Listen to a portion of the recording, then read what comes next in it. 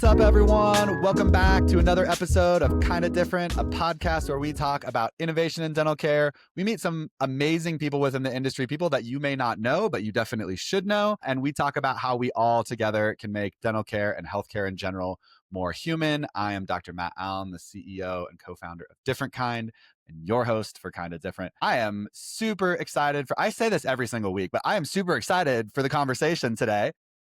I feel like as the seasons of Kinda Different have gone on, we continue to find people who serve really interesting and important roles in the oral health ecosystem that people might not be familiar with. And today is absolutely no exception to that. Super excited to welcome Caitlin Walsdorf, who is a partner at Healthscape Advisors. She will tell you a little bit more about what that means, but I have gotten to know Caitlin a little bit over the past several months through something that NADP, or National Association of Dental Plans, puts on called Consortium. We will probably end up talking a little bit more about that.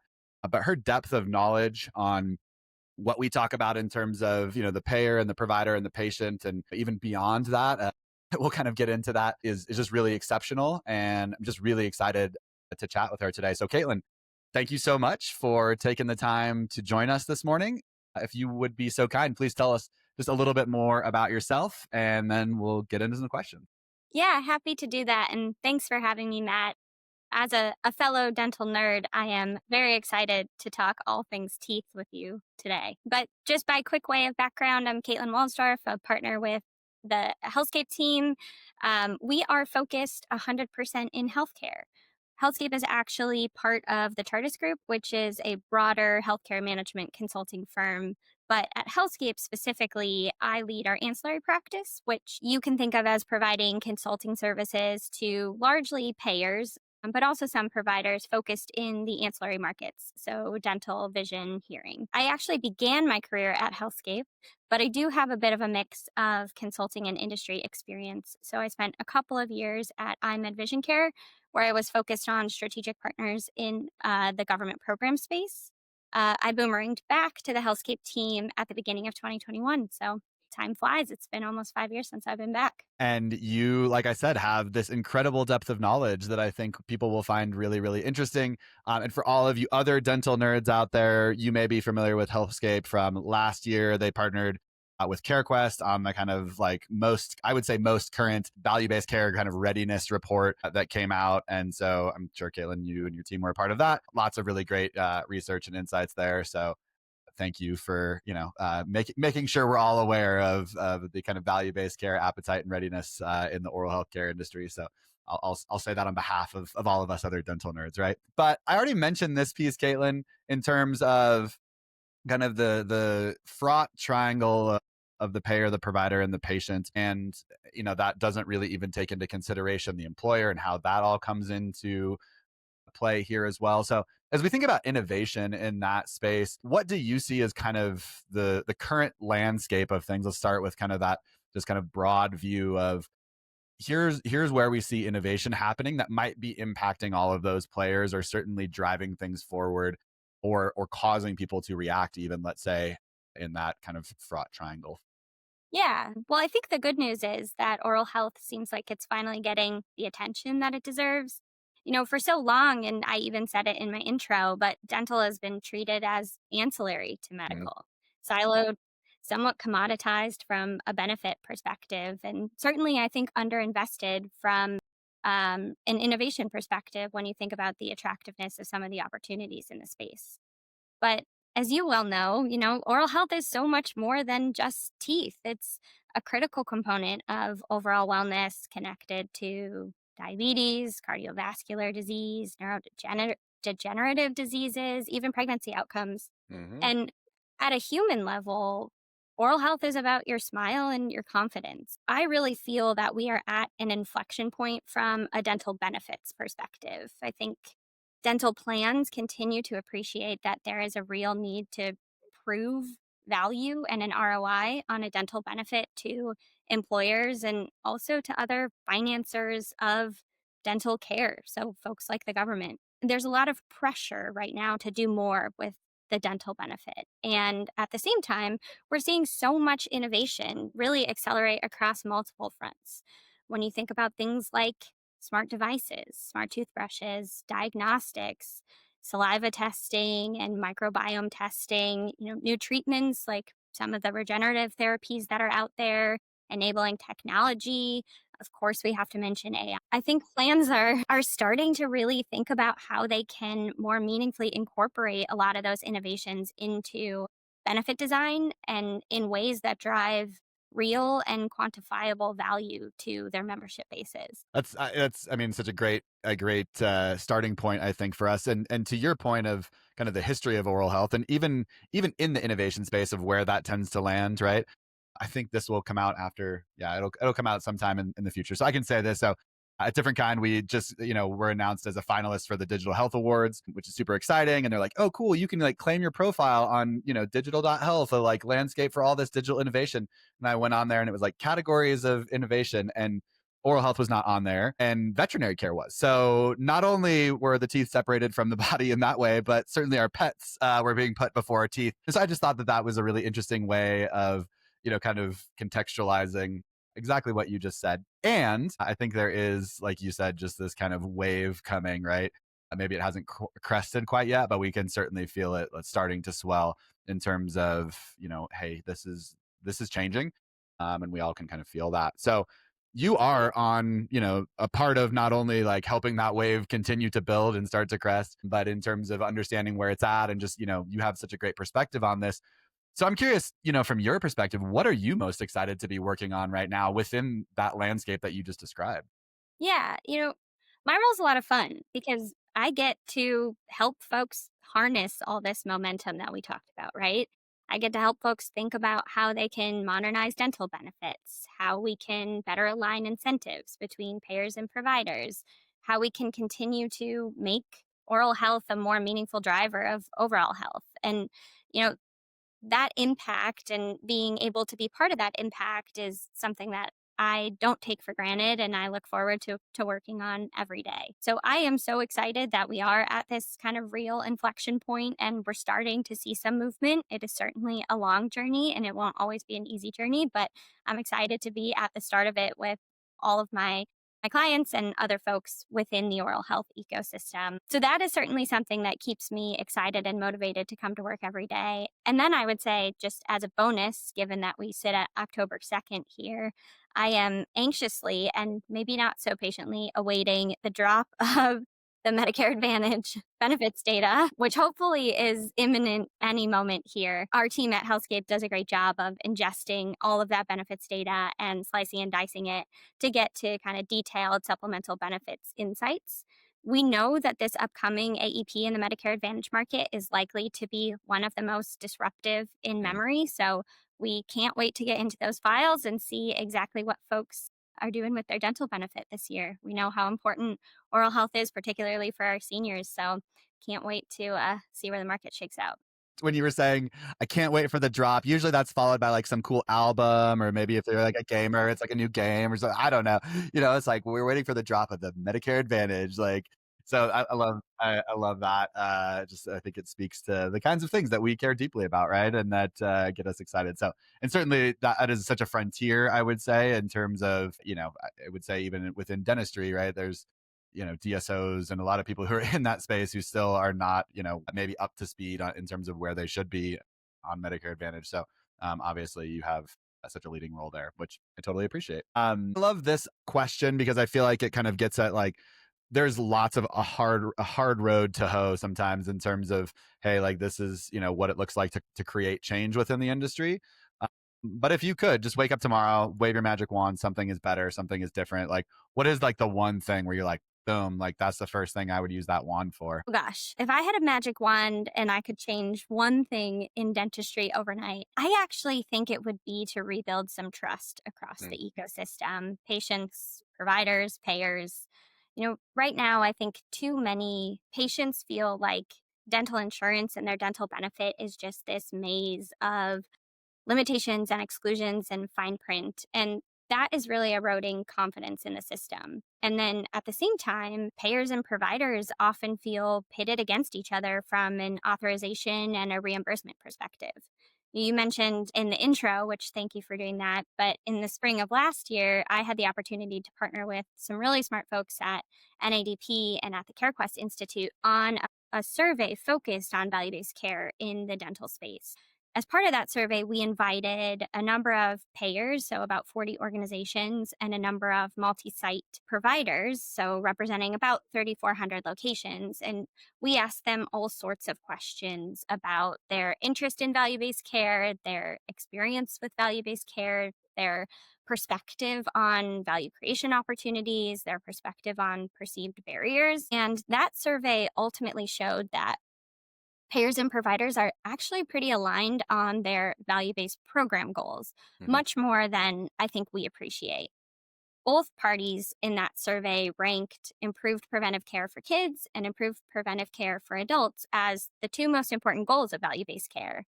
And these are things that we can all align on and create some progress and some forward momentum on. But we can't make that forward progress if we don't trust each other. And in Right. that same survey, we asked questions about the perceived motivation of the other party. So we Mm. asked payers about providers, and then we asked providers about payers.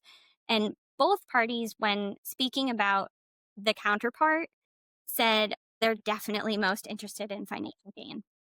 And don't get me wrong, like value based care, the economics have to work in order for the model to work, but payers and providers should feel like partners in oral health, not barriers to one another. So that's my long winded way of saying if I could solve one thing in the oral health ecosystem, it would actually be to instill some trust across the parties involved here. Well, that's certainly apropos in terms of just our podcast, the episode that actually just dropped today. We're recording, but we just had an episode drop today with Corey Shear from Trust Center Consulting, specifically talking about trust within healthcare and how we measure that and how we think about some of that. So really an interesting wave of the magic wand there. But I would love to dig in just real quickly on value-based care, just to kind of get your perspective on this idea, right? Because I do think some of the headwinds that maybe we struggle with are due to the failures or lack of progress, let's say, that medical care has made within that realm. And sometimes I feel like even just that term is actually maybe what's preventing us from moving forward sometime. And as we think about maybe different ways of kind of getting at the goals of value-based care, thinking about kind of alternative payment models or, however we might kind of phrase it even differently rather than just value-based care, which I think can kind of just cause some people to get defensive, might be more effective. Curious to your perspective on that, and how you see the kind of wake, the medical wake of value based care and what that has done to either, kind of actually chop up the water more and make it more difficult for us or, kind of create, a path to follow. Yeah, two things you said I think are really on point. One is we do have all of this baggage from the medical side of the industry as it relates to value based care. And two is that people are tired of the phrase, Hmm. right? We asked some questions, and that was one of the findings of the survey was like people don't want to talk about there is such fatigue when it comes to the term value based care because the parties involved feel like we've been talking about it forever and we're Mm. not making meaningful progress. To me, I think we certainly have real barriers and challenges to solve for, right? Lack of diagnosis codes, aligning on a clinical standard. Those are real things that we have to tackle. But what I took away in the spirit of optimism from that survey is that there are a couple of things that we can do right now to take some incremental steps forward. And that to me is assuming positive intent and also just being willing to come to the table in small ways. So, how can we find, if I'm a plan, how can I find a single provider partner to design a pilot with?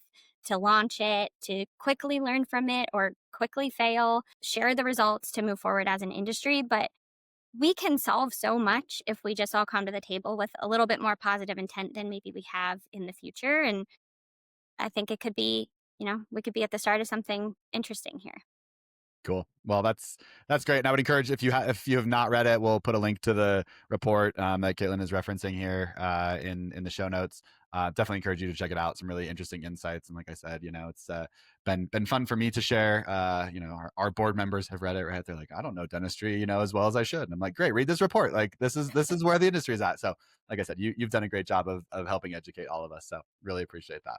Awesome. Well, I always love to, kind of get beyond just like, hey, lots of podcasts out there talk about, AI and innovation or whatever it might be, right? But I always, to your point of being creating trust, building humanity, right? Like all those different pieces, love to learn more about the people that we're actually chatting with so that it's like the next time you see somebody at a show, right? Or a conference or whatever, it's not just like, hey, this is your LinkedIn profile. And so, yeah, I'd love to learn a little bit more about you. Curious, I think one of the things that I've always found about really interesting people in general is that they tend to be, kind of consuming ideas, whether or kind of creating things, right? Like musically or art or things like that. But I always feel like generally people that I end up having really good conversations with tend to be readers or tend to be interested in some of those things. So yeah, if would love to hear from you, reader, music, something like that. Like what kind of floats your boat?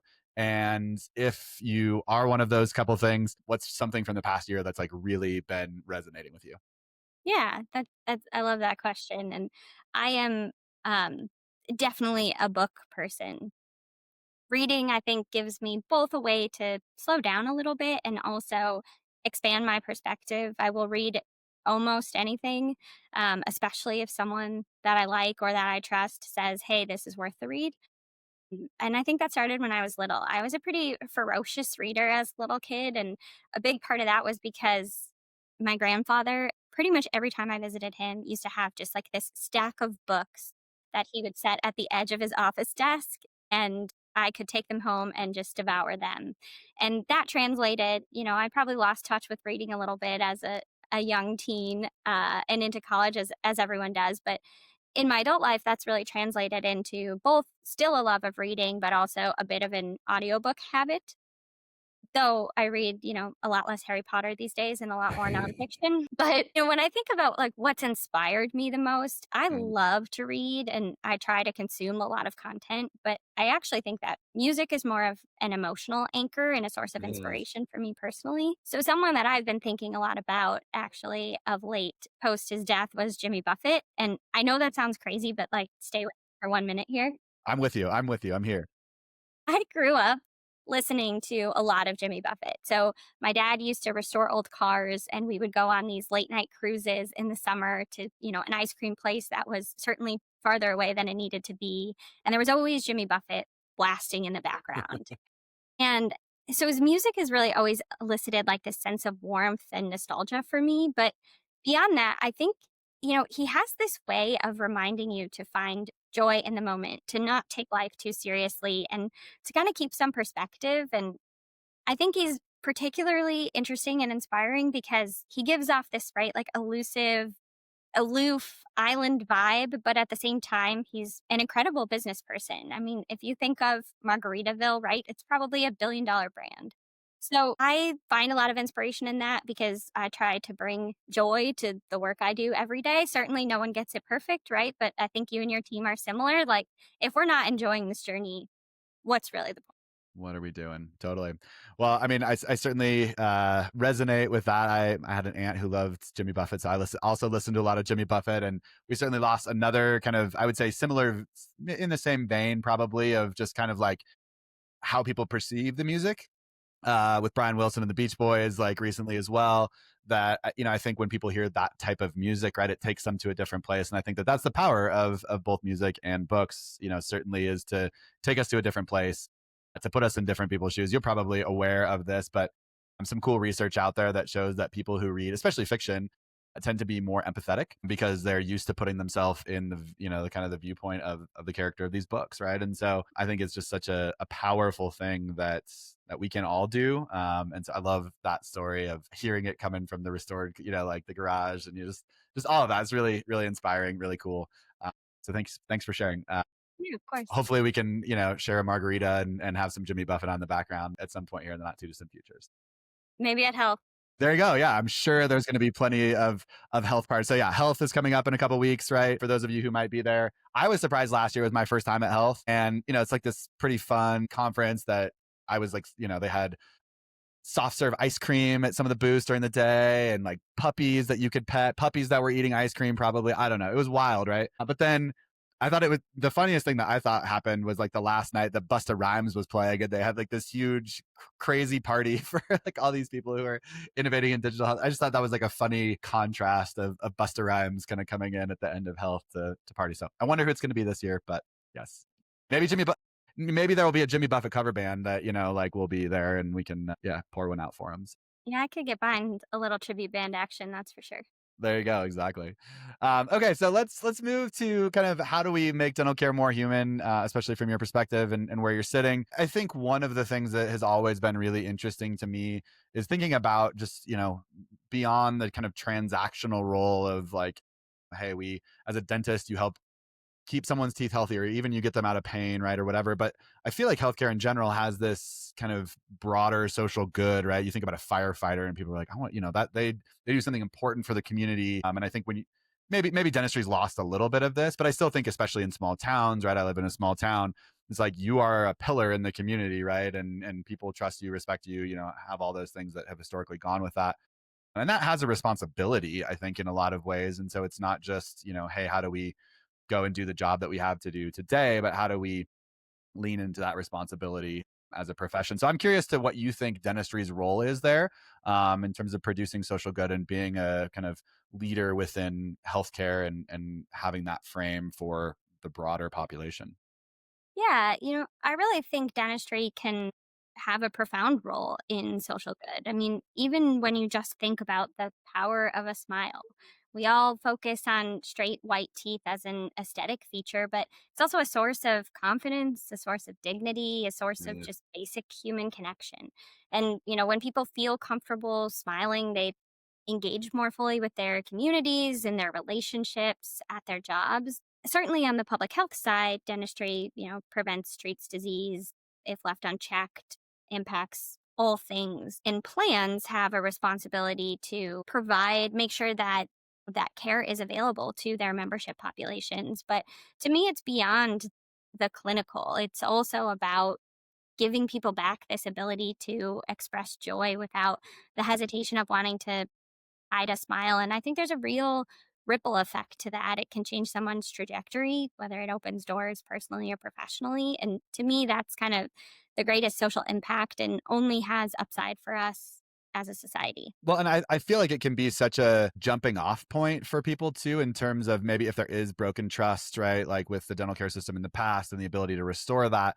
The thing about dentistry is everyone goes to see the dentist for the most part, right? Or can or should, right? Whereas like not everyone has diabetes. And so, the I just, speaking for myself, I haven't been to my PCP in a while. Probably I should go, but like most people go to the dentist several times a year, or a lot of people do, right? And so the ability to have that kind of consistent healthcare interaction that I feel like is that you're kind of talking about, that is like, hey, this can be restorative not only for your interaction with that specific dentist or that hygienist or whoever it might be, but with your kind of broader approach to how do I feel when I go to receive healthcare, or hopefully not just receive, but participate in my healthcare, right, moving forward. So I think that's such an important point that you're making there. So, and I mean, to that end, right, like we all are patients. And so we all have experiences with healthcare in general. And so what's, just curious from your perspective, when you go in, and you are kind of seen in that moment as a patient,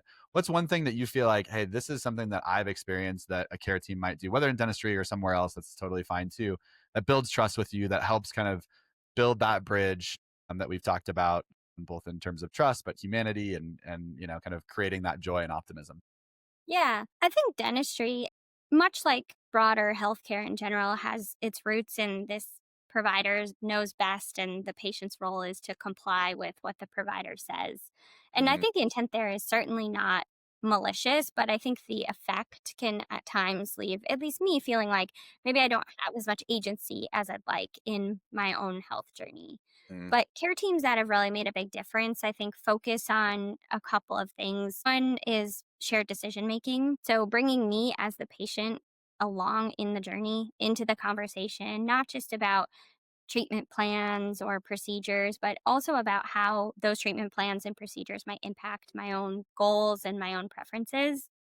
And then at the same time, being part of that conversation can also feel really overwhelming and scary, Mm. especially if we don't feel educated or informed.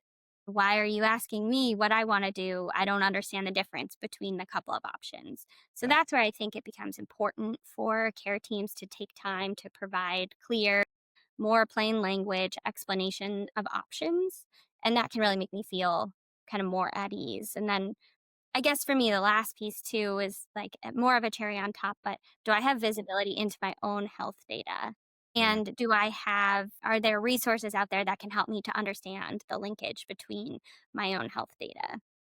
I love to consume information on my own kind of body and what's yeah. happening in my body. I wear an Aura ring and I like to track what did I do yesterday and how does it impact my sleep and my readiness and how does that score compare to how I feel? And Yep. I think oral health can do insight into that data can do a lot of the same things, right? You can have kind of a big problem in your mouth and you feel fine or it hasn't risen to the point of really impacting you yet, so you don't appreciate it. And if we can use data to inform and to catch some of that stuff earlier, I think we would all be kind of better off. So for me, I think it boils down to a bit of kind of visibility, education, Mm. agency are what's most important to me. I love it. Well, two thoughts, and curious to your perspective on this, right? So, we just released our most recent white paper on variability within, kind of dental care and patients' perception of that, right? And shared decision making from like at least a clinical perspective was definitely the highest measure, right? So, I think to your point, we probably have a long way to go there. But then I also saw something recently, which was interesting. That obviously we're in the age of AI doing so many things, right? And one of the things that I saw was as a medical company. This wasn't in dentistry, but essentially an AI like patient advocate that like comes along with you to your medical appointments and helps to fill that gap, right? We're like, I don't maybe have the knowledge, but certainly we can probably build models that do. So yeah, those are two things that when you're kind of mentioning that, I was like, oh, like these are two things that I think are relevant to that. Thoughts, reactions, anything to either of those different pieces as we close up here. Yeah, I love that. And I think it could absolutely help folks, right? Like when you are maybe at the dentist, maybe at a different provider, you might be feeling anxiety. You might feel a sense of overwhelm that kind of prevents you from absorbing all the information that you would otherwise want to, right? I think we've all had the experience of walking out of a medical appointment saying, oh, shoot, I had like 5 questions. If I had just opened the note on my phone to remind myself what I wanted to ask. And so I think you're kind of inundated with information sometimes in appointments, especially if you're encountering maybe an oral health condition or issue that you've not encountered before. And an agent like that might be able to remind you after the fact once you've had time to, digest the diagnosis or the issue or whatever it is and help you understand what was it that your provider said. And rather than having to rely on, a my chart message back to ask a specific question, maybe it can help you to answer some of those initial questions. I think also some of the technologies, specific to I think of this one more as specific to dental, though I'm sure it has broader applications of if you have a lot of anxiety, is there a world where a provider locator could tell you, hey, this provider's office offers virtual reality that can put you at ease? Like, I think to your point on better understanding variability among providers from a clinical perspective, I think there's an element of the experience that could be infused in things like locators as well, so that Yeah. I can get to a provider that suits my needs, and those needs might be entirely different than what's a priority for you. Yep. Well, I mean, we're certainly speaking the same language there, right? Like, I think the general rosters and the directories of, just names and very little information beyond that, right? Or maybe technical, kind of qualifications or whatever that, are certainly, that's not the way people choose providers, right? And so I think there's a lot better and more information that we can share back with patients that will empower patients and that I think will create a kind of virtuous circle, right? Within that triangle, if we think about the inside of it, right? To say, cool, how do we kind of smooth some of these edges and help providers actually provide the care that patients want, patients choose the care now that they want based on how that information is shared back from the payer or whatever, and then how do we reimburse those kinds of things? And so and reimbursement doesn't just have to be, I think you speak to this in your BBC paper, right? Of it doesn't just have to be financial incentives, it can be member steerage and it can be other things that direct care to places that ultimately provide the kind of care that we're talking about here today. So yes, 100%